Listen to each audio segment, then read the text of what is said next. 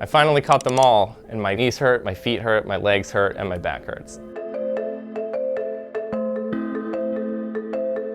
So I've been playing this game since day one. I've walked about 300 kilometers. I caught all 142 Pokemon that you can catch in the United States. I don't know why, I just needed to get them all. I can't explain it, I just had to. I probably spent around $20 in the game in-app purchases. Those were mostly towards egg incubators and bag upgrades. Otherwise, I only spent money on a few taxis, which I'm embarrassed to admit. You get this rush of adrenaline, you know, it's fun, you're running around, you're outside. I like to explore the city anyway, and so this just gave me something else to do while I was doing that. So when the game came out, I didn't know that much about it, and I went out and I shot a video demonstrating how to play the game and what the game was. Hilariously, I can capture Video Man on this footage right here.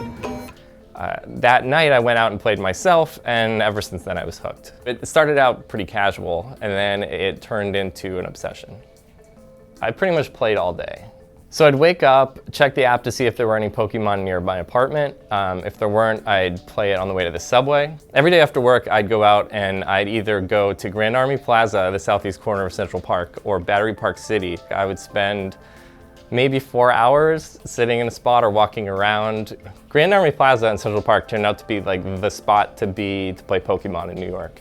Even Justin Bieber popped up there. We went over to Grand Army Plaza to film people playing, and Bieber pulled up right next to us.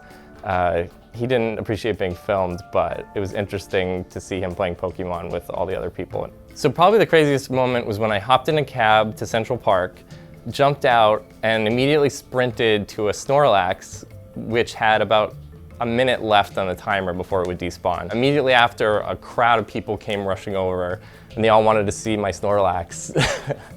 There were times when a Pokemon was like in a building, like the Natural History Museum, but it was closed. So I would see like crowds of people like clawing at the wall and just trying to get as close to the building as they could. I went on a Pokemon GO bar crawl in Brooklyn one weekend, and that was pretty intense. There weren't a lot of rare Pokemon on the route, but it didn't matter. People were just making friends and showing each other their Pokédexes. In the end, I ended up catching a Venusaur, so it was worth it.